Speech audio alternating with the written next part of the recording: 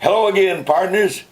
I can't wait to tell you what my researcher and writer Dennis Daly has discovered about Amelia Earhart. Dennis tells me that there's some interesting aspects of her career that most people never knew about. So here are some facts about this aviation pioneer you might not know. First of all, Amelia Earhart was a real tomboy. Yes, as a matter of fact, a lot of people used to mention that she looked a lot like a female version of Charles Lindbergh. Anyway, it's a little known fact that she almost got killed as a very young girl because of a stunt she tried to attempt to do. In 1904, with the help of her uncle, she made a kind of roller coaster ramp on the roof of her house. That's right. She had seen a roller coaster at the World's Fair in St. Louis and thought it might be fun to have one at her own house. She climbed into a box and started down the ramp. The box got airborne, but then came crashing down. Luckily, the future aviation star got only a cut lip and a torn dress. Well, she got up, brushed off the dust, and said to her uncle, well, in fact, she shouted to her uncle, "I can fly! I can fly!"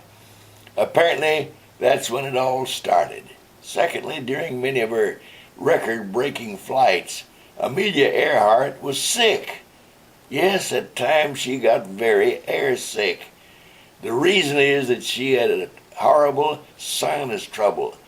And take it from me, the last thing you want to do if you have sinus trouble is to go up in an unpressurized airplane in all kinds of weather.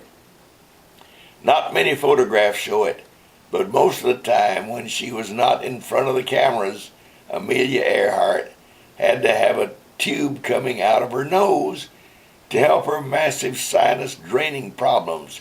She first started having nasal problems and horrible headaches and became deathly ill working as a nurse in 1918. You see, that was the year of the great flu epidemic. She saved the lives of many in the hospital where she worked, but she was left for the rest of her life with huge sinus problems. Thirdly, and most surprisingly of all, Amelia Earhart was not a good pilot. After her death, many of her friends told reporters that they always feared for her life.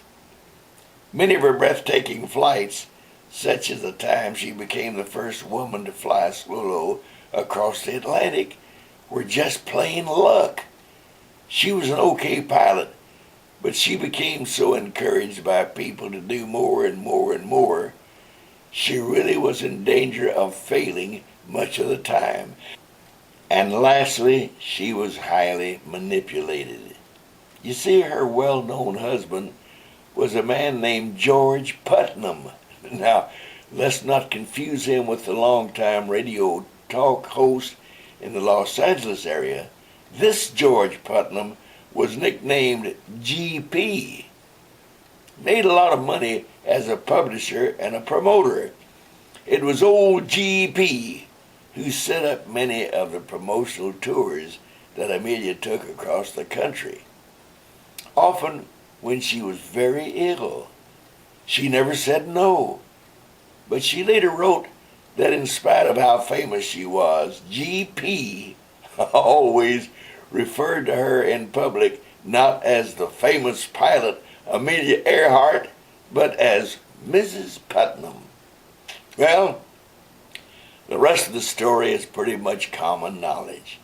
She and her navigator, Fred Noonan, disappeared somewhere in the Pacific while attempting to fly around the world in the 1930s. But today, more than 80 years later, everyone knows the name Amelia Earhart, and speculation about her fate continues even today. She's still a hero, was especially a hero to the women of her time.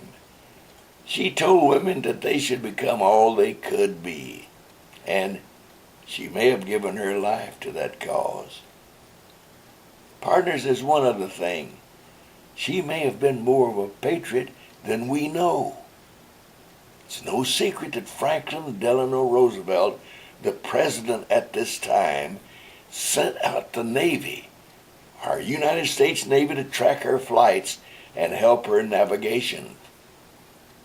Yes, today some historians think she may have been on a secret mission for the president to scope out some far-flung areas of the Pacific.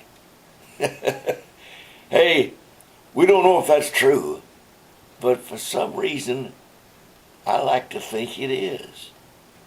Okay, partners, you know the drill. Look up there, the 3 boxes up there. The farthest to the right has the red X. Click it. Nothing more.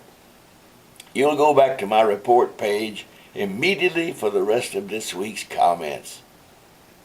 Yes, Dennis, this was especially interesting to me, as having been an old instrument-rated pilot for more than 55 years.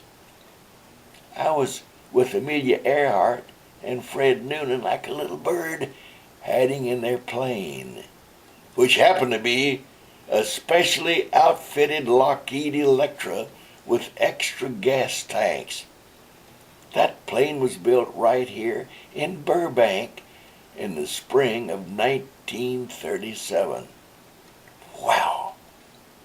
So, let's all fly into the sunset and imagine what Dennis may have for us next week. Hey, I love you. Go get 'em, Tigers!